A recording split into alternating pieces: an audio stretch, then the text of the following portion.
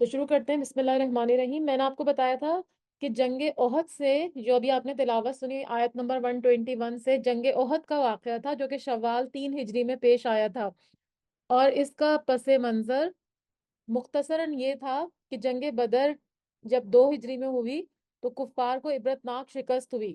جیسا کہ پہلے بھی ہم نے ذکر کیا کہ ان کے 70 آدمی مارے گئے اور 70 قید ہو گئے، تو ان کے لیے بڑی بدنامی کی بات تھی اور ڈوب مرنے کا مقام تھا۔ چنانچہ انہوں نے مسلمانوں کے خلاف ایک زبردست انتقامی جنگ کی تیاری کی، جس میں عورتیں بھی شریک ہوئیں۔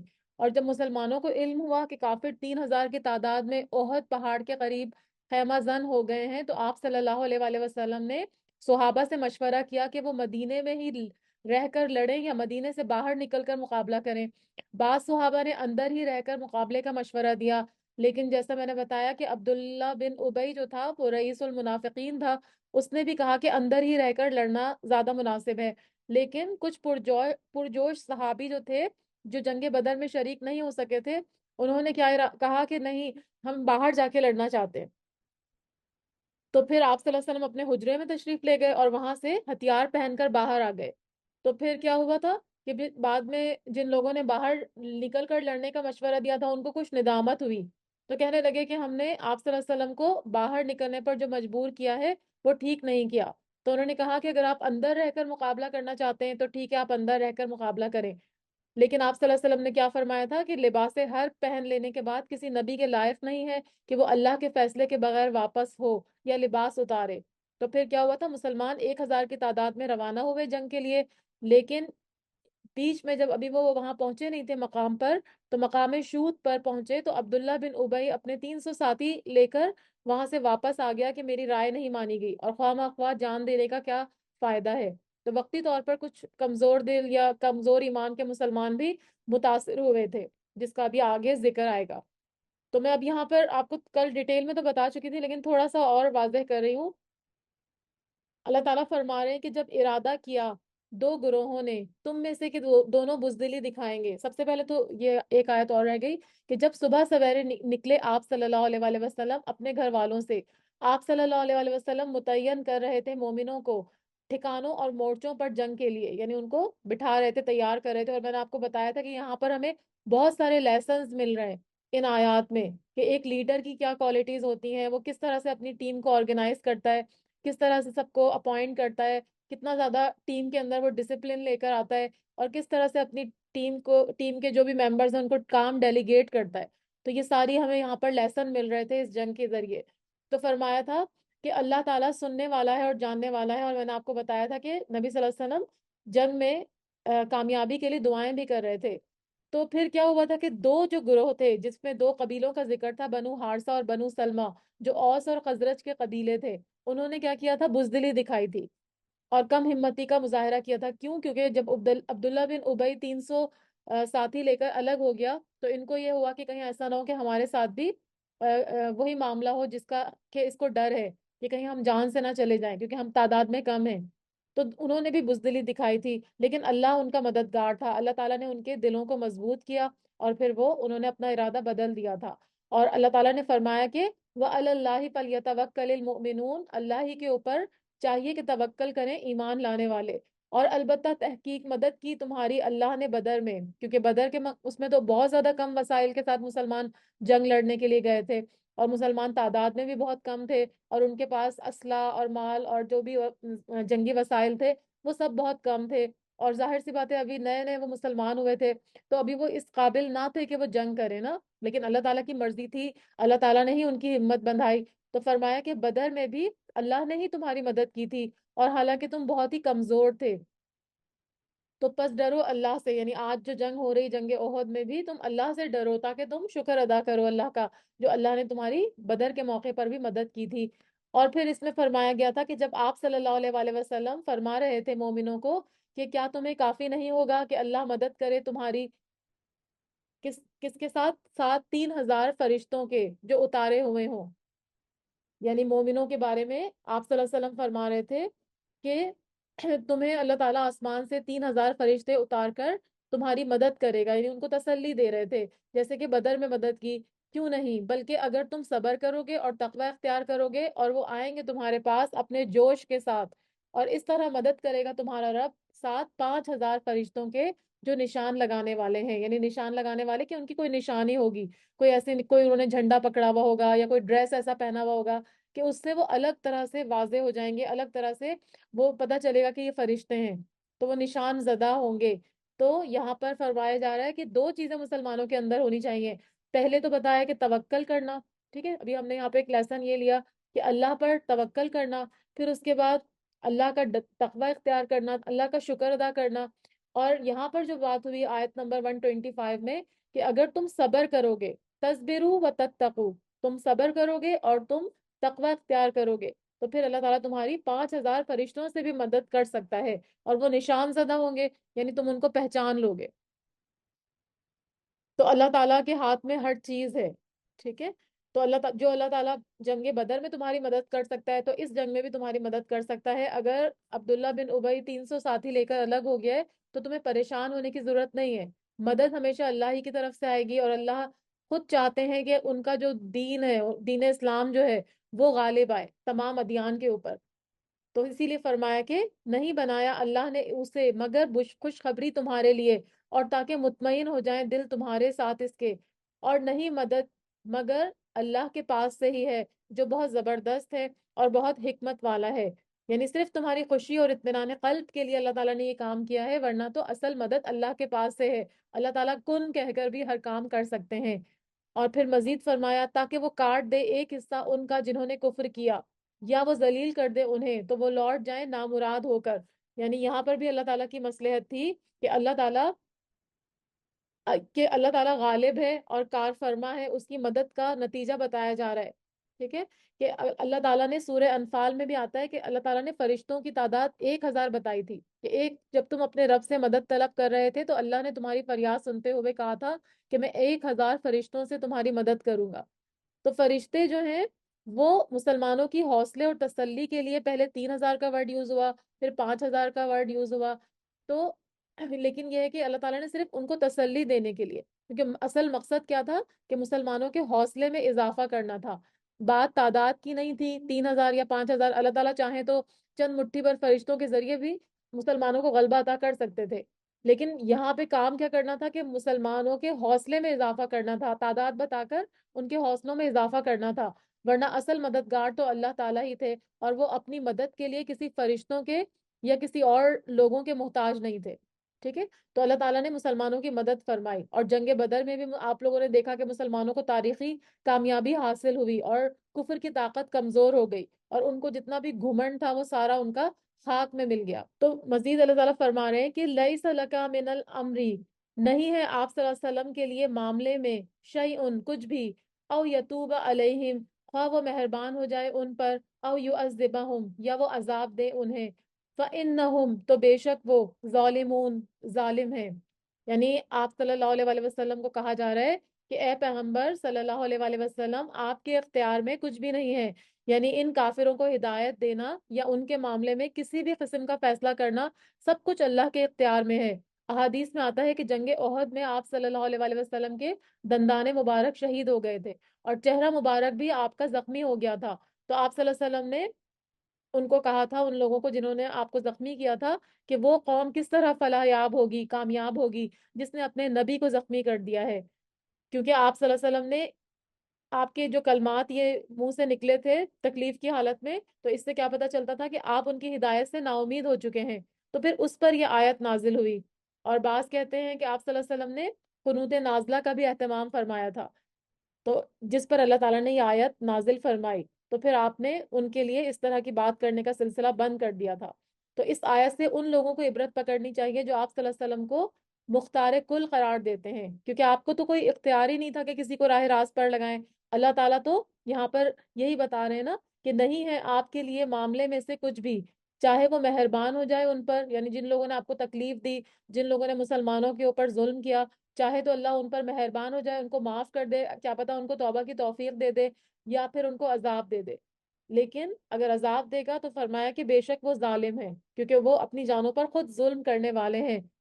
وَلِلَّهِ مَا فِي السَّمَاوَاتِ وَمَا فِي الْأَرْضِ، اور اللہ ہی کے لیے ہے جو کچھ ہے آسمانوں میں اور جو کچھ زمین میں ہے، یعنی ہر چیز اللہ ہی کے اختیار میں ہے، یعنی ہمیں ججمنٹل بننے سے روکا جا رہا ہے کسی کے بارے میں. ہم کوئی فیصلہ نہیں کر سکتے. ٹھیک ہے، ہم کسی کے بارے میں ججمنٹل نہیں ہو سکتے کہ جی فلانا جو ہے وہ عذاب کا مستحق ہے، یا وہ تو دوزخ میں جائے گا، یا فلانا جو ہے وہ جنت میں جائے گا، وہ تو بہت ہی نیک ہے. کیونکہ ہمیں نہیں پتا کہ اس کے کیسے اعمال ہوتے ہیں اس کی موت کے وقت. ہو سکتا ہے جو جہنمی ہو، جہنم میں جانے والے جس کے اعمال ہوں، وہ ایسا کوئی کام کر دے یا اللہ سے توبہ کر لے مرتے وقت، تو پھر کیا ہے کہ اللہ تعالیٰ اس کو جنت میں بھی ڈال سکتے ہیں. اور جو ہر وقت نیک کام کرتا رہا، جنت کے کام کرتا رہا، تو شیطان اگر اس کے پیچھے لگ گیا اور ہو سکتا ہے اس سے کوئی ایسا کام کروا دے یا کوئی ایسا لفظ اس کے منہ سے نکال دے جو پھر اللہ کی ناراضگی کا سبب بنے، اور وہ جنت سے محروم بھی ہو سکتا ہے.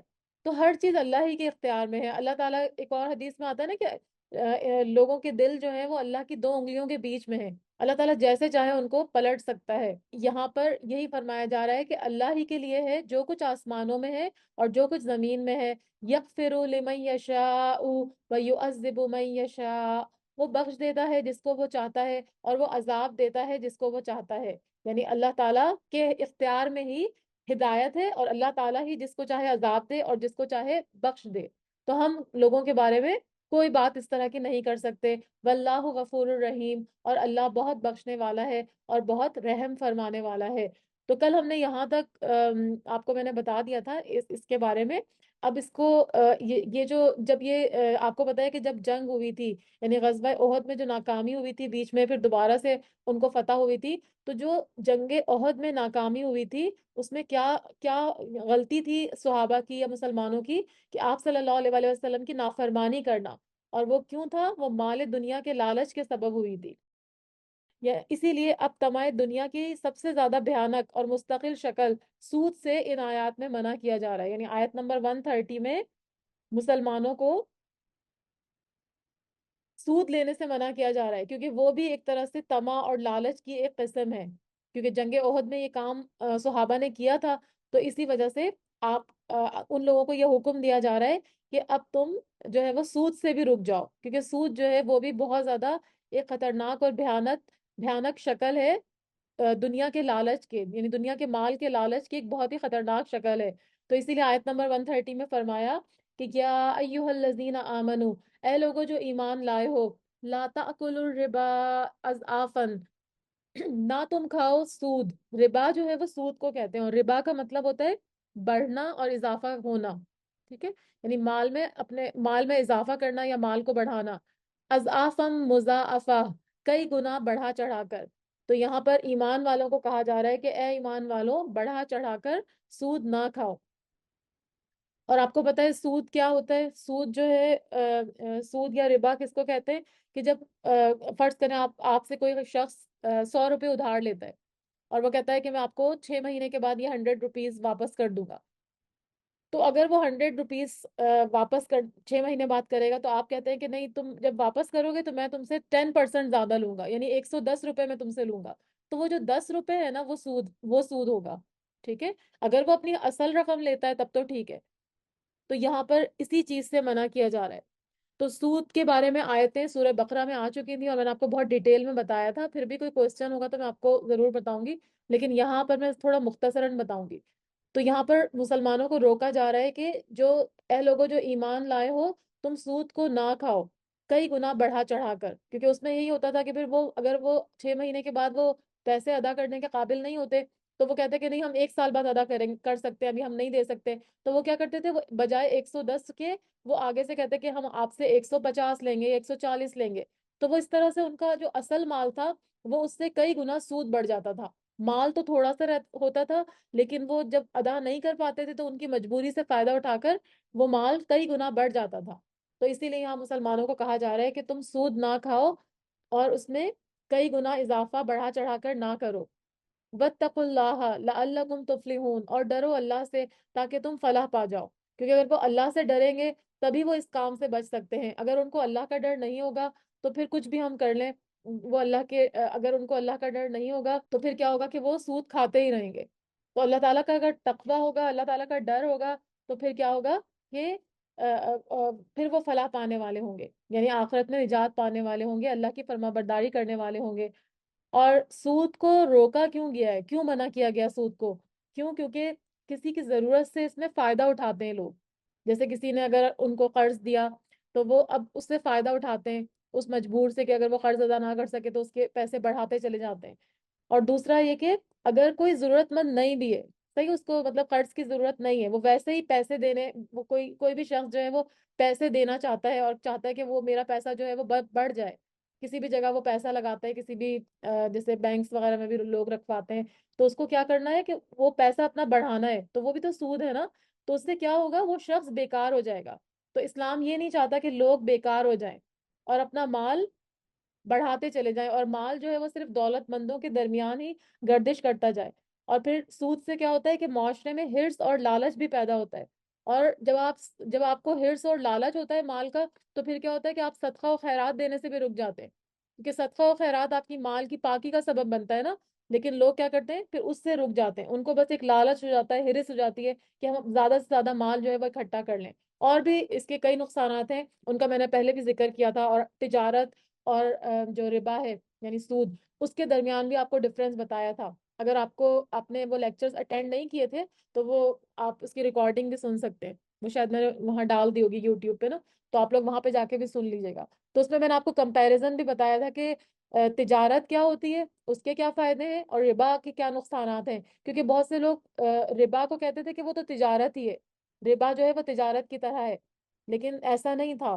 ربا الگ چیز تھی جس میں کہ ایک لالچ ہرس نمایاں تھی، اور لوگ ناجائز، وہ جو مجبور لوگ ہوتے تھے ان کی مجبوری کا ناجائز فائدہ اٹھاتے تھے اور ان کو کئی گنا قرض کے بوجھ تلے دبا دیتے تھے. لیکن اس کے برعکس تجارت تو سارے پیغمبروں کا شیوا ہے، یہ تمام پیغمبر تجارت کرتے تھے، بزنس کرنا کوئی منع نہیں ہے. کیونکہ اس میں پھر آپ کا مال، کیونکہ اس بزنس میں آپ کو نقصان بھی ہوتا ہے نا، اس میں کوئی فکسڈ اماؤنٹ نہیں ہوتی، آپ کو نقصان بھی ہوتا ہے، آپ کو فائدہ بھی ہوتا ہے. تو اپس اینڈ ڈاؤنز ہوتے ہیں تجارت کے اندر، تو وہ بالکل بھی منع نہیں ہے. اور نہ ہی یہ دونوں ایک سیم چیزیں. ربا ایک بالکل ڈفرینٹ چیز ہے جس کو کہ اللہ تعالیٰ نے حرام قرار دیا، اور ربا جو لوگ سود لیتے ہیں ان سے آپ صلی اللہ علیہ وسلم اور اللہ نے جنگ کا اعلان کیا. تو یہ تو بہت بڑی وعید ہے اس کے لیے. لیکن پھر بھی لوگ آپ دیکھیں کتنے زیادہ سودی معاشرے ہیں اور لوگ سود کھانے میں لگے ہوئے ہیں.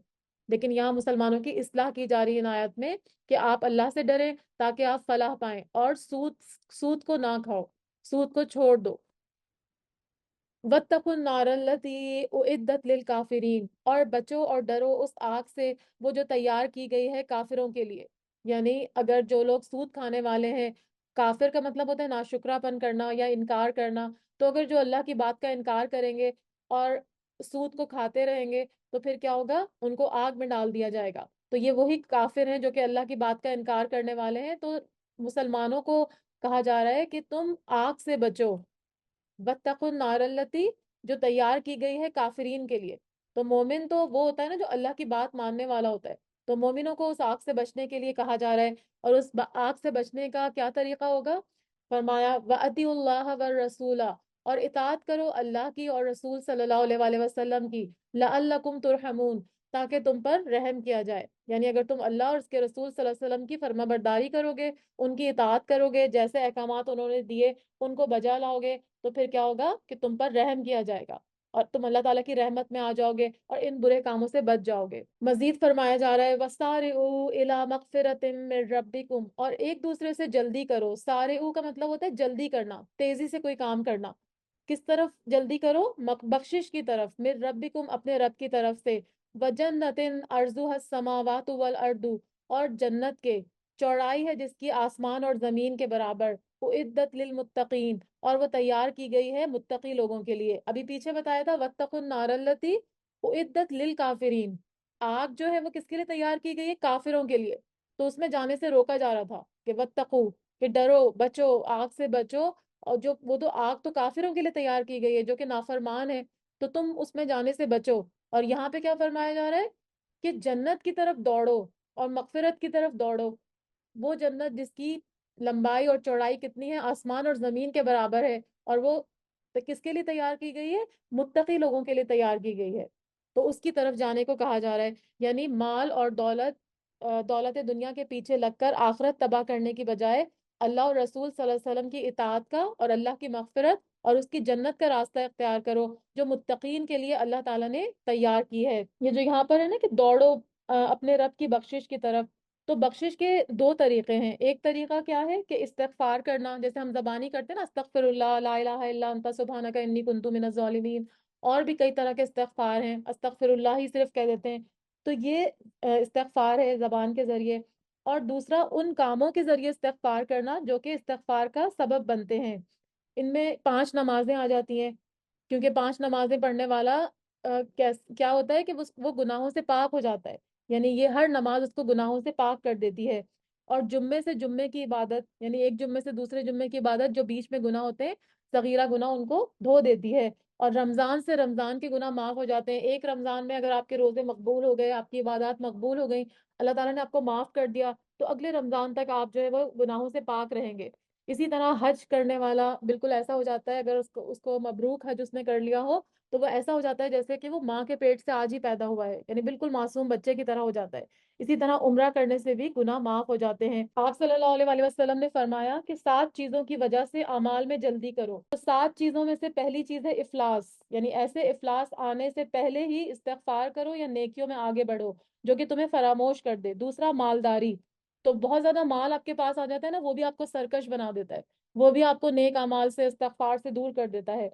تیسرا بیماری، جو صحت کو بگاڑنے والی ہے، یعنی صحت کی حالت میں تو آپ پھر بھی اچھے کام کر لیتے ہیں، نماز روزہ بھی کر لیتے ہیں، بیماری میں تو آپ کا اٹھ کے بستر سے وضو کرنے کا بھی دل نہیں کرتا، اور نہ نماز پڑھنا تو پھر دور کی بات ہے، اور دوسرے نیک اعمال تو دور ہے۔ چوتھی چیز بڑھاپا ہے جو آپ کو سٹھیا دیتا ہے۔ پانچویں چیز موت ہے جو کہ جلد آنے والی ہے، یعنی کسی کی موت کبھی بھی آ سکتی ہے نا، کوئی صحت مند ہو، کوئی تندرست توانا ہو، جوان ہو، کوئی موت کا وقت تو نہیں ہے، کسی بھی وقت آپ کو آ سکتی ہے۔ آپ گھر سے باہر نکلے، اللہ نہ کرے کسی کا ایکسیڈنٹ ہو جائے، کوئی اور ایسی چیز ہو جائے، تو پھر کیا ہوگا کہ اس کی موت اس کو اس کے اعمال کا دروازہ بند کر دے گی۔ جب موت آ جائے گی تو پھر اس کی مہلت عمل ختم ہو جائے گی۔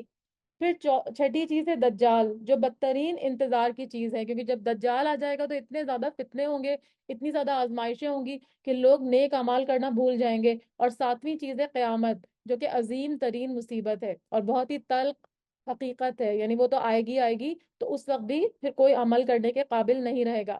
تو اسی لیے فرمایا کہ وسارعوا الی مغفرۃ من ربکم، یعنی جلدی کرو، بخشش کی طرف دوڑو، یعنی اس کو اویل کرنے کی کوشش کرو۔ یہ نہ سوچو کہ اچھا ابھی میں تھوڑا اور ذرا میرے بچوں کی شادیوں سے فارغ ہو جاؤں گا، یہ کام کر لوں گا تو پھر میں حج کر لوں گا، یا پھر یہ ہے کہ ابھی میں یہ جو روزے میرے رہتے ہیں یہ میں بعد میں رکھ لوں گی، یا زکوٰۃ ابھی رہتی ہے تو وہ میں ابھی تھوڑے دن بعد دے دوں گی، ابھی تو میری عمر پڑی ہوئی ہے۔ لیکن کسی کو نہیں پتا کس کی کب جو ہے وہ موت آ جائے، تو اسی لیے فرمایا کہ مغفرت کی طرف دوڑو، یعنی دوڑ لگاؤ، ریس لگاؤ، اور جنت کی طرف بھی دوڑو، جس کی آپ کو پتا ہے کہ جنت کتنی بڑی ہے، ہم اس کو مطلب بتا بھی نہیں سکتے، لیکن یہاں پر فرمایا جا رہا ہے کہ اس کا عرض آسمانوں اور زمین کے برابر ہے، یعنی ہمیں مثال کے ذریعے سمجھایا جا رہا ہے، لیکن حقیقت میں جنت کتنی بڑی ہے، آپ کو پتا ہے جنت کی 100 درجے ہیں، اور ایک درجے سے دوسرے درجے کا فاصلہ اتنا ہے جیسے کہ ہمیں ایک آسمان نظر آتا ہے۔ اور یہ جنت کس کے لیے تیار کی گئی ہے؟ متقین کے لیے، جو تقوی اختیار کرنے والے ہیں، کیونکہ تقوی کی کئی جگہ پہ بات ہوئی نا، پہلے پیچھے بھی بات ہوئی کہ ربا نہ کھاؤ، اگر ربا نہیں کھاؤ گے تو پھر فرمایا تھا کہ واتقوا اللہ، اللہ سے ڈرو، پھر فرمایا واتقوا النار، پھر اس سے پہلے ہم نے پڑھا تھا کہ صبر کرو اور تقوی کرو، تو تقوی اختیار کرو، تو پھر کیا ہوگا کہ اللہ تعالیٰ تمہاری مدد کرے گا۔ مسلمانوں کو کہا گیا تھا نا کہ تمہارے پاس کتنے بھی جو لوگ کتنے بھی زیادہ تمہارے پاس وسائل کی کمی ہو، تو اللہ تعالیٰ فرشتوں سے تمہاری مدد کرے گا اگر تم تصبروا و تتقوا کرو گے، ٹھیک ہے؟ تو یہاں پر بار بار تقوی کی بات ہو رہی ہے، کیونکہ اگر ہمارے دل میں اللہ کا ڈر ہوگا تبھی ہم یہ سب کرنے والے ہوں گے، اگر ہم اللہ سے ڈرنے والے نہیں ہوں گے تو پھر ہم کچھ بھی نہیں کر سکتے، ٹھیک ہے؟ تو آگے فرمایا جا رہا ہے کہ یہ جو جنت ہے جس کی چوڑائی اور اس کی جو چوڑائی آسمان اور زمین کے برابر ہے، اعدت للمتقین، وہ تیار کی گئی ہے متقی لوگوں کے لیے۔ تو اگلی آیت میں پھر متقین کی کچھ صفات بتائی جا رہی ہے، یعنی اگر ہم بھی چاہتے ہیں کہ ہم متقی بنے تو ہمیں اپنے اندر کیا کیا کوالٹیز پیدا کرنی ہوں گی۔ فرمایا کہ متقی کون ہے؟ الذین ينفقون فی السراء والضراء، وہ لوگ ہیں متقی جو خرچ کرتے ہیں خوشی میں اور تکلیف میں، یعنی آسانی میں اور سختی کے موقع پر، دونوں موقع پر وہ اللہ کی راہ میں خرچ کرنے سے کتراتے نہیں ہیں۔ اور سرہ کا مطلب ہوتا ہے خوشی کی حالت میں یا سرور کی حالت میں، یعنی وہ خوشی جو مالدار ہونے کی وجہ سے حاصل ہو، کیونکہ جب لوگ بہت زیادہ مالدار ہو جاتے ہیں نا تو وہ اتنی زیادہ خوشی میں مبتلا ہو جاتے ہیں اور اتنے زیادہ وہ سرور میں مبتلا ہو جاتے ہیں کہ وہ اللہ کی راہ میں خرچ کرنا بھول جاتے ہیں۔ تو اسی لیے فرمایا جا رہا ہے کہ چاہے خوشی میں ہو اور چاہے بس ذرہ، یعنی بہت زیادہ تکلیف میں ہو، دونوں حالتوں میں خرچ کرو، یعنی آسانی کے موقع پہ بھی اور سختی کے موقع پر بھی۔ مطلب کیا ہے کہ ہر حال اور ہر موقع پر اللہ کی راہ میں خرچ کرو۔ اور یہ باقاعدہ اس کے بارے میں نے کئی لوگوں سے سنا ہے کہ جن کے پاس مال نہیں ہوتا تو وہ کیا کرتے ہیں، تھوڑا بہت بھی اللہ کی راہ میں دے دیتے ہیں، یعنی اور پھر کہیں نہ کہیں سے اللہ تعالیٰ ان کو کئی گنا بڑھا کے واپس کرتے ہیں۔ تو ایسی مثالیں بہت سارے لوگوں نے سنائی بھی ہیں، واقعات اس طرح کے سنائے بھی ہیں۔ تو اسی لیے فرمایا کہ خوشی میں بھی دو اور تکلیف میں بھی دو، دیتے ہیں یہ جو متقی لوگ ہیں۔ اور ایک اور کوالٹی ان کی کیا ہے، والکاظمین الغیظ، اور وہ ضبط کرنے والے ہیں غصے کو۔ کاظم میں کاف زوئے اور میم، کزما، کزما کا مطلب ہوتا ہے سانس روکنا، خاموش ہونا، دم نہ مارنا۔ تو یہاں پر غصے کی بات ہو رہی ہے کہ غصے کو ضبط کرنے والے، یعنی ایک متقی کی ایک اور خاصیت بتائی جا رہی ہے کہ جب وہ غیظ کی حالت میں ہوتے ہیں، بہت زیادہ ان کو غصہ آ رہا ہوتا ہے، تو وہ کیا کرتے ہیں، وہ اس کو ضبط کر لیتے ہیں۔ ٹھیک ہے، اس کو مطلب وہ اس سے، کیونکہ غصے میں انسان بہت کچھ کر دیتا ہے نا کسی کو، جیسے ڈیورس وغیرہ بھی اکثر آپ نے دیکھا ہوگا غصے میں دی جاتی ہے، کہ بس غصے میں ہم نے کر دیا تھا، بعد میں وہ اس کے لیے شرمندہ ہو رہے ہوتے ہیں۔ اور دوسرا والعافین عن الناس، اور درگزر کرنے والے ہیں لوگوں سے، یعنی جب غصہ ان کو بھڑکاتا ہے تو وہ اس کو پی جاتے ہیں، اس پر عمل نہیں کرتے، اور ان کو معاف کر دیتے ہیں جو ان کے ساتھ برائی کرتے ہیں۔ تو غصے کے بھی درجے ہوتے ہیں، ایک ادنا درجہ ہوتا ہے کہ غصہ آتا ہے اور چلا جاتا ہے، مطلب کوئی اتنی زیادہ کوئی بڑی چیز نہیں ہوتی۔ ایک اوسط درجے کا ہوتا ہے جس سے وہ خود بندہ بھی ڈسٹرب ہوتا ہے اور پھر وہ دوسروں کو بھی پریشان کرتا ہے۔ اور تیسرا درجہ کون سا ہوتا ہے، وہ اعلیٰ درجہ کہلاتا ہے، اس میں وہ ایسی باتیں کر دیتا ہے یا ایسے کام کر دیتا ہے جو اس کی دنیا اور آخرت کو برباد کر دیتے ہیں۔ جیسے بہت سے لوگ غصے میں طلاق دے دیتے ہیں جیسے میں نے بتایا، اور بچوں کو آگ کر دیتے ہیں، چیزیں توڑتے پھوڑتے ہیں، یا بعض لوگ تو خودکشی تک کر لیتے ہیں، اپنے آپ کو قتل کر دیتے ہیں یا کسی اور کو غصے میں قتل کر دیتے ہیں۔ تو یہ غصے کا اعلیٰ درجہ ہے۔ یا پھر ایسے کلمات منہ سے نکال دیتے ہیں جو پھر ان کے جنت میں جانے میں رکاوٹ بنتے ہیں۔ تو یہاں پر اللہ ایسے لوگوں سے محبت کرتا ہے جو غصے کو ضبط کرنے والے ہیں اور لوگوں سے درگزر کرنے والے ہیں۔ اور معاف کرنا کیا ہے کہ انتقام نہ لینا اور بدلہ نہ لینا، یعنی جس بات پر ان کو غصہ دلایا گیا ہے اس کا بدلہ نہ لیں، اس کا انتقام نہ لیں۔ یہاں پر متقین کی صفات میں سب سے پہلی خرچ کرتے ہیں، چاہے ان کے پاس خوشی ہو یعنی مال ہو یا پھر نہ ہو، تب بھی وہ خرچ کرتے ہیں۔ پھر اس کے بعد فرمایا کہ غصے کو ضبط کرنے والے ہیں، پھر درگزر کرنے والے ہیں لوگوں کو، یعنی اگر کسی نے بھی آپ کو تکلیف دی تو اس کو معاف کر دیتے ہیں، کیونکہ دیکھیں اللہ تعالیٰ بھی تو ہمیں ہماری بہت ساری خطاؤں کو بخشتے ہیں نا، ہم کتنے گناہ کر رہے ہوتے ہیں لیکن اللہ تعالیٰ ہم کو معاف کر رہے ہوتے ہیں نا۔ تو چھوٹی چھوٹی تکلیفوں پر اللہ تعالیٰ ہم کو پکڑنے شروع کر دیں تو ہم تو پھر زندہ ہی نہ بچیں، ہمارے گناہ تو اتنے ہو جائیں گے ہم اللہ تعالیٰ سے اپنے آپ کو بچا ہی نہ سکیں۔ لیکن جب اللہ تعالیٰ بھی معاف کرتے ہیں تو پھر ہمیں بھی لوگوں کو درگزر کرنا چاہیے، لوگوں کو معاف کرنا چاہیے۔ اور آگے فرمایا واللہ یحب المحسنین، اور اللہ محبت رکھتا ہے احسان کرنے والوں سے، کیونکہ یہ احسان ہی ہے نا، کیونکہ اب ایک ہوتا ہے بدلہ، عدل ہوتا ہے، اور ایک احسان ہوتا ہے۔ عدل کیا ہوتا ہے کہ کسی نے آپ کے ساتھ نیکی کی، آپ نے بھی اس کے ساتھ نیکی کر دی۔ ایک یہ احسان کیا ہوتا ہے کہ کوئی آپ کے ساتھ نیکی نہیں بھی کر رہا اور ہو سکتا ہے آپ کے ساتھ کوئی غلط چیز کر رہا ہے، ٹھیک ہے، آپ کی کوئی برائی کر رہا ہے یا آپ کو کوئی تکلیف دے رہا ہے، لیکن اس کے باوجود آپ اس کے ساتھ احسان کرتے ہیں، تو پھر کیا ہوتا ہے، وہ لوگ محسن کہلاتے۔ تو اللہ تعالیٰ ایسے لوگوں کو بہت پسند کرتا ہے جو کہ محبت کرنے والے ہیں، جو کہ نیکوکار ہیں۔ اور ان کی کچھ اور خاصیتیں ہیں متقین کی، وہ کیا کرتے ہیں، والذین اذا فعلوا فاحشۃ، اور وہ لوگ جو جب کرتے ہیں کوئی بھی بے حیائی کا کام، اور فاحشہ جو ہے اس میں سارے گناہ کبیرہ آ جاتے ہیں، یعنی ایسا گناہ جس کا اثر دوسروں پر جائے۔ ہم سمجھتے ہیں نا کہ فاحشہ کوئی بہت ہی بڑا کام ہے جیسے زنا وغیرہ کا یا بہت ہی فحاشی کا کام ہوگا، لیکن ایسا گناہ جس کا اثر دوسروں پر جائے، اس میں غیبت بھی آ جاتی ہے، اس میں جھوٹ بھی آ جاتا ہے، اور تمام کبیرہ گناہ آ جاتے ہیں، والدین کی نافرمانی اور اس طرح کے کام بھی آ جاتے ہیں۔ یہ فاحشہ جو ہے نا، یہ بہت بڑا اس کا میننگ ہے، مطلب بہت بڑا مفہوم ہے اس کا۔ تو جب بھی ان سے کوئی بے حیائی کا کام ہو جاتا ہے، کوئی ایسا کام ہو جاتا ہے جس کا کہ اللہ نے ان کو حکم نہیں دیا، او ظلموا انفسہم، یا وہ ظلم کرتے ہیں اپنے نفسوں پر، یعنی کوئی بھی گناہ کر بیٹھتے ہیں، ٹھیک ہے، کوئی بے حیائی کا کام کرتے ہیں یا پھر کوئی گناہ کر بیٹھتے ہیں، تو کیا کرتے ہیں، ذکر اللہ، وہ یاد کرتے ہیں اللہ کو، واستغفروا لذنوبہم، اور بخشش مانگتے ہیں، معافی مانگتے ہیں اپنے گناہوں کی، اس پہ اپنے گناہوں پر استغفار طلب کرتے ہیں، یعنی جب بھی ان سے کوئی بشر ہونے کے ناطے کوئی غلطی یا گناہ کا ارتکاب ہو جاتا ہے تو فوراً ہی توبہ اور استغفار کا اہتمام کرتے ہیں، یعنی اس غلطی کو دوبارہ نہیں دہراتے، اس پر اصرار نہیں کرتے، بلکہ فوراً ہی توبہ کر کے اس کو اپنے سے نکال لیتے، اپنے سے دور کر لیتے۔ اور ایک تو ہوتا ہے کہ کوئی بات آپ نے اللہ کی نافرمانی میں کی ہو، اس میں تو آپ اللہ سے معافی مانگیں گے نا. لیکن اگر کسی کی غیبت کی ہوگی یا کسی کا دل دکھایا ہوگا تو پھر اس سے ہی معافی مانگنی ہوگی. آپ یہ نہیں کر سکتے کہ اس کی معافی بھی اللہ سے مانگے. اللہ تعالیٰ تو اپنے حقوق معاف کر دے گا. اگر اللہ تعالیٰ کے ساتھ کوئی حق میں کمی کی ہوگی تو انشاءاللہ اللہ سے امید ہے کہ اللہ ہم کو معاف کر دے گا. لیکن جو بندوں کے حق میں کمی کی ہے، بندوں کا دل دکھایا ہے، بندوں کو تکلیف پہنچائی ہے، تو پھر اس بندے سے ہی معافی مانگنی پڑتی ہے. وہ اللہ تعالیٰ نہیں معاف کریں گے. ٹھیک ہے، تو اسی لیے فرمایا کہ یہ متقی کون ہوتے ہیں کہ جب بھی وہ کوئی ایسا کام کرتے ہیں برا، یا پھر اپنے اوپر ظلم کرتے ہیں، کوئی گناہ کا کام کرتے ہیں، تو فوراً اللہ کو یاد کرتے ہیں، اللہ کی طرف رجوع کرتے ہیں، توبہ استغفار کرتے ہیں اور اپنے گناہوں کے لیے معافی طلب کرتے ہیں. وَمَن يَغْفِرُ الذُّنُوبَ، اور کون ہے جو بخش دے گناہوں کو، إِلَّا اللَّهُ، سوائے اللہ کے. یعنی اللہ کے سوا اور کوئی گناہوں کو بخش بھی نہیں سکتا. ٹھیک ہے، انسان تو ظاہر انسان ہی ہوتے ہیں نا، لیکن یہ ہے کہ اصل معاف کرنے والا اللہ ہے. تو اللہ کے سوا کوئی اور گناہوں کو آپ کے بخش نہیں سکتا. اس لیے ہمیں گناہ کا جو جو معافی طلب کرنی ہے وہ بھی اللہ تعالیٰ سے ہی کرنی ہے. وَلَمْ يُصِرُّوا، اور نہیں وہ اصرار کرتے، عَلَىٰ مَا فَعَلُوا وَهُمْ يَعْلَمُونَ، اوپر اس کے جو انہوں نے کیا ہے اور وہ جانتے ہیں. یعنی باوجود علم کے کسی برے کام پر اڑ نہیں جاتے. یعنی یہ جو معافی کی بات ہوئی نا، تو اگر معافی نہیں طلب کریں گے تو اس کا مطلب ہے کہ وہ بار بار وہ کام کریں گے. لیکن معافی کا کیا مفہوم ہے کہ جب ایک کام کو آپ نے کرنے کا ارادہ اس کو چھوڑ دیا، اس پہ معافی طلب کر لی، تو پھر دوبارہ اس کو نہیں کرنا ہے. اگر دوبارہ کریں گے تو پھر معافی کا مفہوم میں وہ داخل نہیں ہوگا.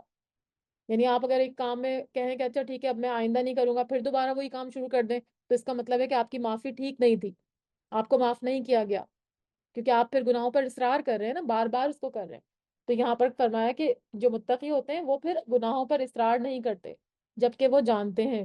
آپ صلی اللہ علیہ وآلہ وسلم نے فرمایا، ابلیس نے کہا اے میرے رب، مجھے تیری عزت کی قسم، میں بنی آدم کو آخری دم تک بہکاتا رہوں گا. آپ اللہ تعالیٰ نے فرمایا کہ مجھے میرے جلال اور عزت کی قسم، جب تک وہ مجھ سے بخشش مانگتے رہیں گے میں بھی ان کو بخشتا رہوں گا. تو سارے جو بنی آدم ہے نا وہ گناہ گار ہیں، کیونکہ ہم انسان ہیں نا، تو ہم سے غلطی ہر وقت سرزد ہوتی رہتی ہے، زبان سے بھی اور ہمارے عمل سے بھی. ہم ہر وقت کوئی نہ کوئی گناہ جو ہے وہ کر رہے ہوتے ہیں. لیکن بہترین گناہ گار کون ہوتا ہے؟ جو توبہ کرنے والا ہوتا ہے. یہ ابن ماجہ کی حدیث ہے. یعنی سب سے زیادہ آپ سے جیسے ہی کوئی غلطی، کیونکہ ہمارا ضمیر تو ہوتا ہے نا، وہ ہم کو ملامت کرتا ہے، وہ ہم کو فوراً بتا دیتا ہے کہ ہم نے یہ غلط کیا ہے. اگر ہم نے کسی کے ساتھ اونچی آواز میں بات کی ہے یا کسی کا دل دکھایا، کسی پہ زیادتی کی ہے، تو فوراً ہمارا ضمیر ہم کو بتا دیتا ہے، وارن کر دیتا ہے. تو پھر ہم کو کیا کرنا ہے؟ فوراً جو ہے وہ معافی مانگنی ہے. تو معافی اللہ تعالیٰ کو بہت پسند ہے. اللہ تعالیٰ کو بہت زیادہ پسند ہے کہ اللہ کوئی ان سے بندے معافی مانگے. ایک میں نے آپ کو بتایا تھا نا پہلے بھی کہ اگر ایک صحرا میں ایک اونٹ پر سامان لدا ہوا ہو اور وہ شخص اونٹ پر کہیں سفر کر رہا ہو، تو وہ تھک کر کہیں لیٹ جائے درخت کے نیچے، اور پھر اس کے بعد اچانک اس کی آنکھ کھلے تو اونٹ سامان سمیت غائب ہے. اب چاروں طرف صحرا ہے، نہ اس کو راستہ پتا ہے. تو اب اس کو اپنی موت یقینی نظر آئے گی. اچانک ہی اونٹ آپ اس کو نظر آ جائے دوبارہ کہ اس پہ سارا سامان بھی لدا ہوا ہے، اونٹ سامنے کھڑا ہوا ہے. تو وہ شخص کتنا خوش ہوگا نا. تو جتنا وہ خوش ہوگا اس سے زیادہ اللہ تعالیٰ اپنے بندے کی معافی سے خوش ہوتے ہیں. یعنی جو بندہ توبہ کرتا ہے اور اللہ سے اپنے گناہوں کی معافی مانگتا ہے. ایک اور جگہ فرمایا کہ آپ صلی اللہ علیہ وسلم نے کہ اللہ کو اپنے بندے کا توبہ کرنا بہت زیادہ پسند ہے. آپ صلی اللہ علیہ وآلہ وسلم نے فرمایا اگر تم گناہ نہیں کرو گے تو اللہ تم کو لے جائے گا اور ایسے لوگوں کو لے آئے گا جو گناہ کریں گے، پھر اللہ ان کے گناہ کو معاف کر دے گا اور پھر ان کو بخش دے گا. یعنی اللہ کو توبہ اتنی زیادہ پسند ہے. تو اس میں زبانی استغفار بھی آتا ہے جیسا میں نے آپ کو پیچھے بھی بتایا، اور ایک عملی استغفار بھی آتا ہے، یعنی نفل پڑھ کر توبہ کرنا. آپ صلی اللہ علیہ وآلہ وسلم نے فرمایا کہ جو شخص مجھ جیسا وضو کرے. اب ہم لوگ تو وضو سبھی کرتے ہیں نا، لیکن کیا وہ ہم سنت کے مطابق کرتے ہیں؟ تو ہم اس کو دیکھنے کی کوشش بھی نہیں کرتے. وہی ہمیں بچپن سے جو سکھا دیا ہم اسی پہ چل رہے ہوتے ہیں. بہت سے لوگوں کو یہ بھی نہیں پتا کہ گردن کا مسا نہیں کرتے نا. تو لیکن ہمیں بھی بہت بعد میں پتا چلا تھا.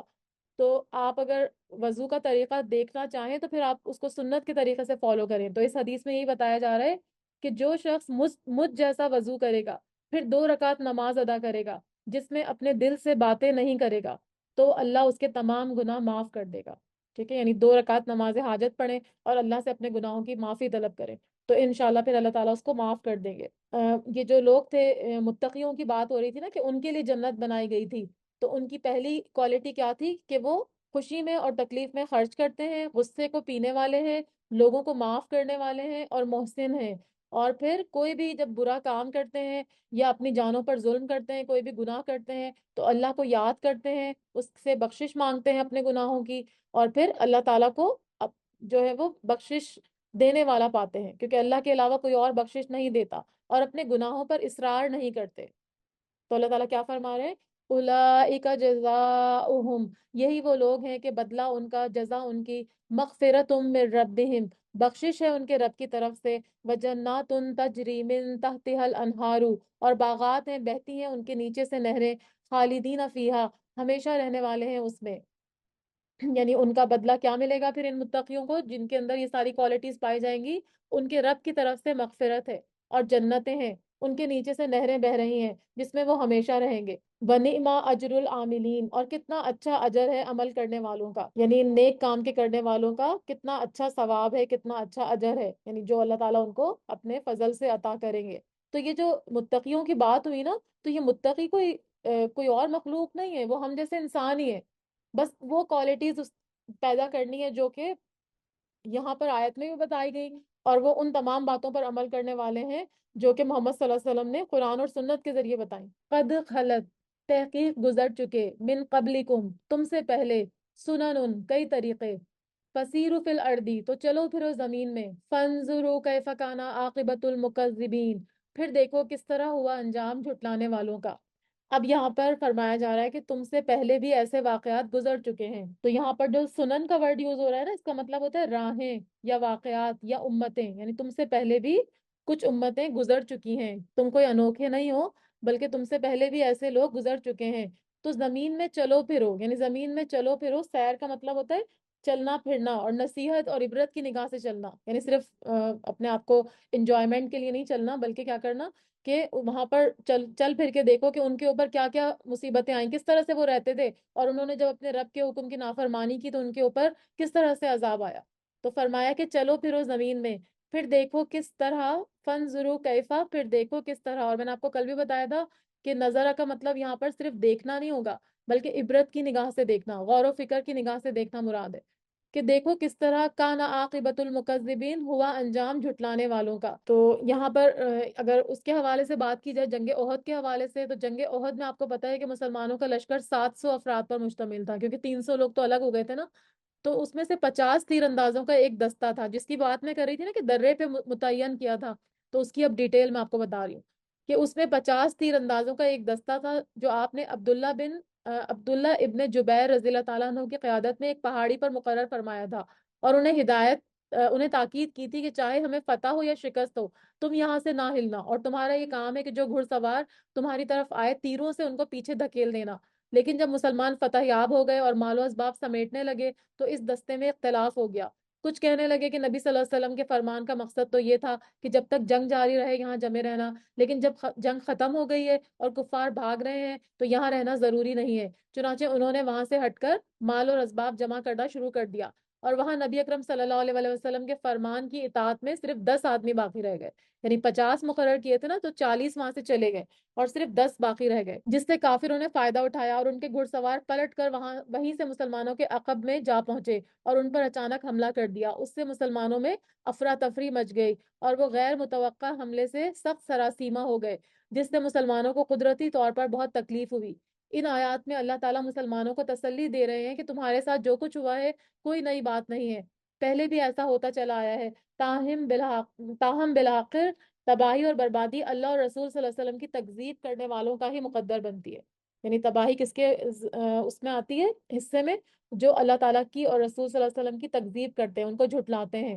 تو مسلمانوں کو یہاں پر تسلی بھی دی جا رہی ہے، اور اسی میں یہاں پر جو ہے نا کہ فسیروا فی الارض، یعنی چلو پھرو زمین میں، تو جیسے ہم لوگ بھی جاتے ہیں نا آثار قدیمہ وغیرہ دیکھنے کے لیے، پہلے بھی ہم لوگ پکنکس وغیرہ پہ جاتے تھے، موئنجو ڈرو جا رہے ہیں، فلانی جگہ جا رہے ہیں، تو وہ کیا ہے، وہ جگہ نہیں ہے جہاں پر ہم جو ہے وہ مزے سے گانے لگائیں اور کھائیں پیئیں اور تصویریں کھنچوائیں اور مزے کریں، یہ وہ جگہ نہیں ہوتی، یہ آثار قدیمہ جو ہوتے ہیں نا، وہاں پر جائیں تو عبرت کے لیے جائیں، کیونکہ آپ کو پتا ہے آپ صلی اللہ علیہ وسلم کا فرمان بھی ہے کہ نہیں تم داخل ہونا اس قوم پر مگر روتے ہوئے، اور اگر تم نہ رو تو نہیں داخل ہونا اس میں، یعنی ایسی جگہوں پر روتے ہوئے جانے کا حکم ہے کہ دیکھو یہاں پر یہ لوگ یہاں رہتے تھے، کیسی تہذیبیں تھیں، لیکن ان کے اوپر ایسی کیا آفت آئی، کیا انہوں نے ایسا جرم کیا کہ اس کی وجہ سے یہ تباہ و برباد ہو گئے.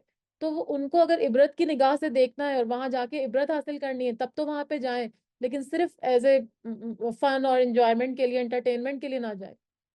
تو جب بھی کسی جگہ جگہ پر جائیں اس طرح کی، تو وہاں پر عبرت حاصل کریں، وہاں پہ دیکھیں کہ وہ لوگ کیسے رہتے تھے اور انہوں نے ایسا کیا کام کیا تھا، کیا اللہ کی نافرمانی کا کام کیا تھا جس کی وجہ سے وہ اس سزا کے مستحق ہوئے. آگے فرمایا جا رہا ہے کہ ھذا بیان للناسی، یہ ایک بیان ہے لوگوں کے لیے. اب یہاں پہ ھذا سے مراد کیا ہے؟ قرآن کریم. یعنی قرآن جو ہے وہ کیا ہے؟ بیان ہے. کس کے لیے؟ للناس، لوگوں کے لیے، یعنی ہر کسی کے لیے. اس میں یہاں مسلمان ہے نہ کافر ہے نہ مومن ہے، سب کے لیے بیان ہے، سب کے لیے جو ہے وہ صاف صاف کھول کر بتانے والی کتاب ہے.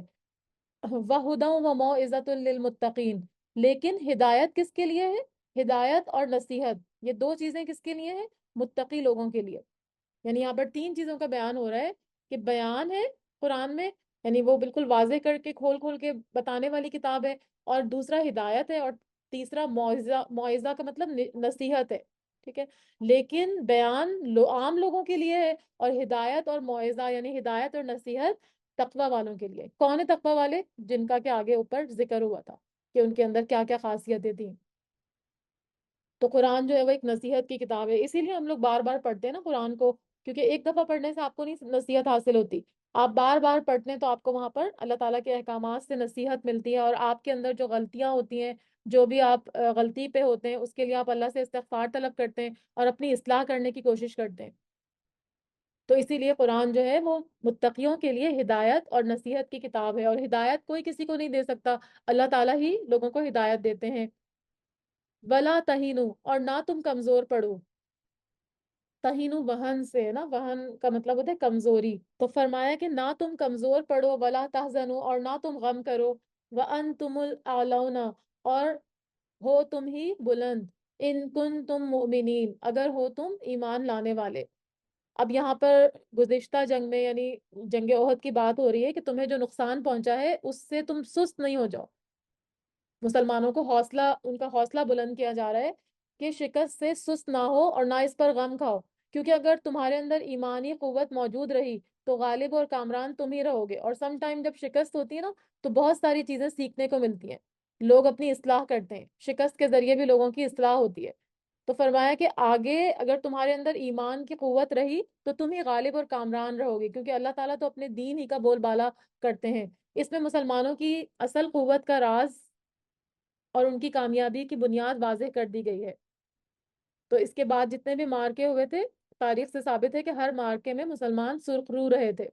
تو یہاں پہ اللہ تعالیٰ فرما رہے ہیں کہ تم اس شکست سے، وقتی شکست سے کمزور نہ پڑو اور نہ غم کرو، کیونکہ غم بہت سارے مسلمانوں کو ہو گئے تھے نا، کیونکہ بہت سارے مسلمان اس میں شہید ہوئے تھے. آپ کے چچا حضرت حمزہ کی شہادت ہوئی تھی، اور اس کے علاوہ جو جن صحابیوں نے آپ صلی اللہ علیہ وسلم کے حکم کی نافرمانی کی تھی ان کو بھی بہت دکھ ہوا تھا، کیونکہ صحابہ عام حالات میں تو آپ صلی اللہ علیہ وسلم کی پیروی کرتے تھے، آپ صلی اللہ علیہ وسلم کے حکم کی نافرمانی کرنے کا سوچ بھی نہیں سکتے تھے. لیکن وقتی طور پر ان کے اندر ایک لالچ اور مال کا ہو گیا، جس کی وجہ سے انہوں نے یہ کام کیا، لیکن بعد میں اللہ تعالیٰ نے سب کو معاف کر دیا تھا. یمسسکم، اگر پہنچا تمہیں قرحن، کوئی بھی زخم، فقد مس القوم قرحم مثلہ، تو تحقیق پہنچ چکا ہے ایک قوم کو زخم مانند اسی کے. یعنی یہاں پر پھر مسلمانوں کو تسلی دی جا رہی کہ اگر تم اس جنگ میں زخمی ہوئے ہو تو تمہارے مخالف لوگ بھی ایسے ہی زخمی ہو چکے ہیں. وَتِلْكَ الْأَيَّامُ نُدَاوِلُهَا، اور یہ دن ہم پھیرتے رہتے ہیں انہیں، بین الناسی، لوگوں کے درمیان. یعنی ان دنوں کو لوگوں کے درمیان ہم عدلتے بدلتے رہتے ہیں. کیا مطلب ہے اس کا؟ کہ ایک اور انداز سے یہاں مسلمانوں کو تسلی دی جا رہی اس آیت میں کہ اگر جنگ احد میں تمہارے کچھ لوگ زخمی ہوئے ہیں تو کیا ہوا؟ تمہارے جو مخالف تھے وہ جنگ بدر میں اور احد کی ابتدا میں اسی طرح زخمی ہو چکے ہیں. تو یہ اللہ کی حکمت کا تقاضا ہے کہ وہ فتح اور شکست کے ایام کو عدلتا بدلتا رہتا ہے.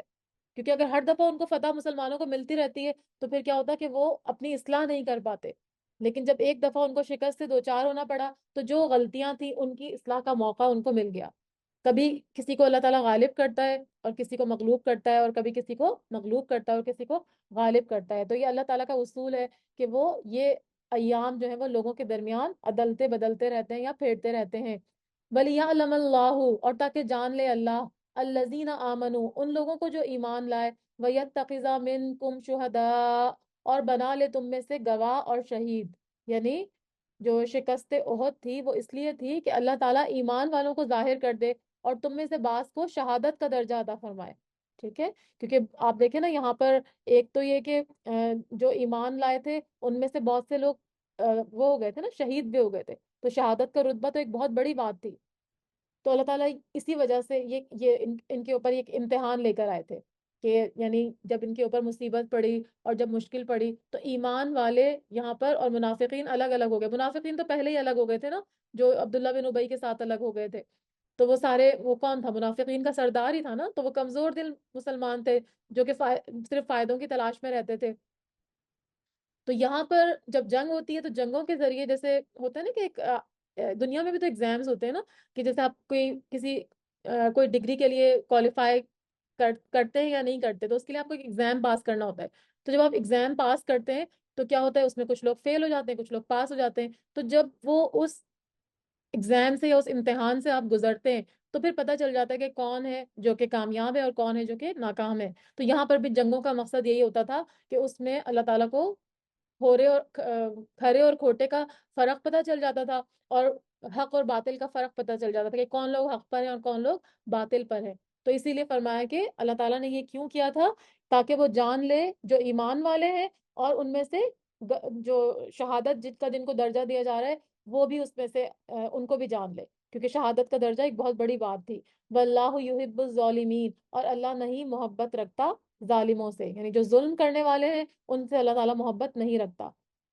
ولی یمحص اللہ، اور تاکہ خالص کر لے اللہ الذین آمنو، ان لوگوں کو جو ایمان لائے، ویمحق الکافرین، اور مٹا دے کافروں کو. یعنی ایک اور وجہ کیا تھی ان جنگوں کی کہ اللہ تعالیٰ ایمان والوں کو بالکل الگ کرنا چاہتا تھا اور کافروں کو مٹا دینا چاہتا تھا. یعنی یہاں پر حکمت بتائی جا رہی ہے کہ اس کی کیا حکمت تھی اس میں جو عارضی شکست مسلمانوں کو احد میں ہوئی تھی اپنی کوتاہی کی وجہ سے. تو اس میں کئی حکمتیں پنہا تھیں، کئی حکمتیں چھپی ہوئی تھیں. اللہ تعالیٰ فرما رہا ہے ایک یہ کہ ایمان والوں کو ظاہر کر دے، کیونکہ صبر اور استقامت ایمان کا تقاضا ہے. اور جنگ کی جو شدتیں ہوتی ہیں، مصیبتیں ہوتی ہیں، اس میں جن لوگوں نے صبر اور استقامت کا مظاہرہ کیا یقیناً وہ مومن ہے. دوسرا یہ کہ کچھ لوگوں کو شہادت کے مرتبے پر فائز کر لے. اور تیسرا یہ کہ ایمان والوں کو ان کے گناہوں سے پاک کر دے. تمہیز کا مطلب کیا ہوتا ہے؟ چن لینا. تو یہ وجہ تھی یہ جنگ میں شکست عارضی طور پر جو ان کو ہوئی تھی. تو اللہ تعالیٰ کو پتہ چل گیا کہ کون خالص مومن ہے اور کون کافر ہے، یعنی کون اللہ کی نافرمانی کرنے والے ہیں.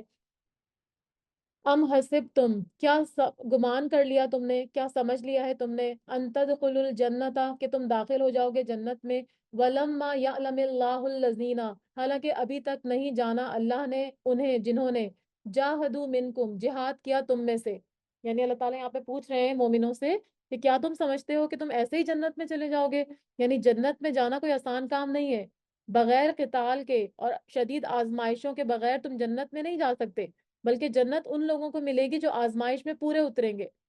ایک اور مقام پہ آتا ہے نا سورہ بقرہ میں کہ ام حسبتم ان تدخلوا الجنت ولما یاتکم مثل الذین خلو من قبلکم مستهم البأساء والضراء وزلزلوا. اس کا ترجمہ کیا ہے؟ سورہ بقرہ کی 214 نمبر آیت ہے کہ کیا تم نے گمان کر لیا ہے کہ تم جنت میں چلے جاؤ گے اور ابھی تک تم پر وہ حالت نہیں آئی جو تم سے پہلے کے لوگوں پر آئی تھی. انہیں تنگ دستی اور تکلیفیں پہنچی اور وہ خوب ہلا مارے گئے. سورہ عنکبوت میں بھی آتا ہے کہ احسب الناس ان یترکوا ان یقولوا آمنا وهم لا یفتنون، کیا لوگ گمان کرتے ہیں کہ انہیں صرف یہ کہنے پر چھوڑ دیا جائے گا کہ ہم ایمان لائے اور ان کی آزمائش نہیں ہوگی؟ یعنی جو لوگ ایمان لاتے ہیں نا ان کی آزمائش ضرور ہوتی ہے، اللہ کی طرف سے آزمائش ضرور ہوتی ہے، تاکہ پتہ چل جائے کہ کون سچا مومن ہے اور کون صرف اپنے ظاہری فائدوں کے لیے اللہ تعالیٰ کی طرف آتا ہے. یعنی جو لوگ جنگ سے بھاگ جاتے ہیں، جو لوگ دور ہو جاتے ہیں، تو پھر وہ لوگ کیا ہوتے ہیں، وہ پتہ چل جاتا ہے کہ وہ کمزور ایمان والے مومن ہیں. تو یہ آزمائشیں کیا کرتی ہیں؟ آپ کو کھرا کھوٹا بتا دیتی ہیں. تو ایسے ہی نہیں جنت مل جائے گی، جنت پانے کے لیے آزمائشوں کی بھٹی میں جانا پڑے گا. کیونکہ جو سونا ہوتا ہے نا، جو را سونا ہوتا ہے، اس کو بھٹی سے گزارا جاتا ہے نا، تبھی خالص سونا ملتا ہے. تو اسی طرح سے مومن کو بھی جب آزمائشوں کی بھٹی میں ڈالا جاتا ہے اور وہ پھر خالص ہو کے سامنے آتا ہے تو پھر ایسے ہی لوگوں کو جنت ملتی ہے. جنت لینا کوئی آسان کام نہیں ہے. ٹھیک ہے؟ تو اللہ تعالیٰ فرما رہے ہیں کہ کیا تم سمجھتے ہو کہ تم جنت میں ایسے ہی داخل ہو جاؤ گے؟ حالانکہ ابھی تک نہیں جانا اللہ نے انہیں جنہوں نے جہاد کیا تم میں سے، اور تاکہ وہ جان لے الصابرین، صبر کرنے والوں کو، یعنی مصیبت کے اوپر صبر کرنے والے کون ہیں، کہ جنت ایسے نہیں مل جائے گی، تمہیں آزمائش کی بھٹی سے گزارا اللہ نے، پھر میدان جہاد میں تمہیں آزمایا جائے گا، اور اس کے بعد اگر تم سرفروشی اور صبر و استقامت کا مظاہرہ کرو گے تو پھر تم جنت میں جانے کے حقدار ہوگے۔ وَلَقَدْ كُنْتُمْ، اور البتہ تحقیق تھے تم، تمنون الموتا، تم تمنا کرتے تھے موت کی، من قبلی، اس سے پہلے، ان تلقوہ، کہ تم اس سے ملو، یعنی پہلے تو تم موت کی تمنا کرتے تھے، یعنی جنگ سے پہلے تمہیں شہادت کی بہت آرزو تھی، تم چاہتے تھے کہ ہمیں شہادت ملے۔ یہ اشارہ ان صحابہ کی طرف ہے جو جنگ بدر میں شریک نہیں ہوئے تھے، تو ان کو ایک احساس محرومی ہو گیا تھا، تو وہ چاہتے تھے کہ میدان، مطلب اب جو جنگ ہو رہی ہے اس میں ہم جائیں اور پھر کافروں کی سرکوبی کر کے جہاد کی فضیلت حاصل کریں۔ تو انہی صحابہ نے جنگ احد میں جوش جہاز سے کام لیتے ہوئے مدینہ سے باہر نکلنے کا مشورہ دیا تھا، لیکن جب مسلمانوں کی فتح کافروں کی اچانک حملے سے شکست میں تبدیل ہو گئی تو پھر یہ بھی جو ہے وہ پریشانی کا شکار ہو گئے کہ جو پرجوش مجاہدین تھے، اور بعض نے ان میں سے راہ فرار اختیار کی، اور بہت تھوڑے لوگ جو تھے وہ ثابت قدم رہے۔ تو اسی لیے فرمایا جا رہا ہے کہ تم پہلے تو موت کی تمنا کرتے تھے، شہادت کی آرزو رکھتے تھے، اور اب جب وہ تمہارے سامنے آئی ہے تو تم جو ہے وہ بھاگ رہے ہو۔ فقد رأیتموہ، پس تحقیق دیکھ لیا تم نے اس کو، یعنی موت کو، وَأَنْتُمْ تَنْظُرُونَ، اور تم اس کو دیکھ رہے تھے۔ آپ صلی اللہ علیہ وسلم نے فرمایا، حدیث میں کبھی موت کی تمنا نہ کرنے کے بارے میں حدیث ہے کہ فرمایا کہ تم میں سے کوئی بھی موت کی تمنا نہ کرے، چاہے حالات کتنے ہی مشکل ہو جائیں، اگر زیادہ مشکل ہو تو کہے اللہ جب تک زندگی میرے حق میں بہتر ہے تو مجھے زندہ رکھ، اور جب موت میرے حق میں بہتر ہے تو مجھے موت دے دے۔ کیونکہ ہم لوگ اکثر کہتے ہیں نا کہ بس اللہ تعالیٰ مجھے اٹھا لے، میں دنیا سے چلی جاؤں، لیکن دنیا سے جانے کے بعد کوئی آسانی تھوڑی ہے، دنیا سے جانے کے بعد تو اور زیادہ سخت حساب ہوگا۔ دنیا تو پھر بھی اتنی تکلیفوں والی جگہ نہیں ہے، وہاں تو پھر آپ کو اپنے ہر عمل کا حساب دینا ہوگا، تو مر کے آپ کو کوئی چین تو نہیں آئے گا نا مرنے کے بعد، تو موت کی دعا کبھی نہیں کرنی چاہیے۔ ایک اور حدیث ہے آخری کہ فرمایا آپ صلی اللہ علیہ وسلم نے کہ دشمن کی ملاقات کی تمنا مت کرو، اللہ سے عافیت کا سوال کرو، پھر اگر تم ان سے ملاقات کرو، یعنی دشمن کا آمنا سامنا ہو، تو صبر اختیار کرو، اور جان لو کہ بے شک جنت تلواروں کے سائے تلے ہے، یعنی جنت ایسے نہیں ملے گی جب تم جنگ لڑو گے، پھر اس کے بعد اگر اللہ کی آزمائش میں پورے اترے، چاہے کامیابی ہو چاہے شکست ہو، صرف ایمان پکا ہونا ضروری ہے، صبر اور استقامت ضروری ہے، تو پھر اللہ تعالیٰ تمہیں جنت میں داخل کر دے گے۔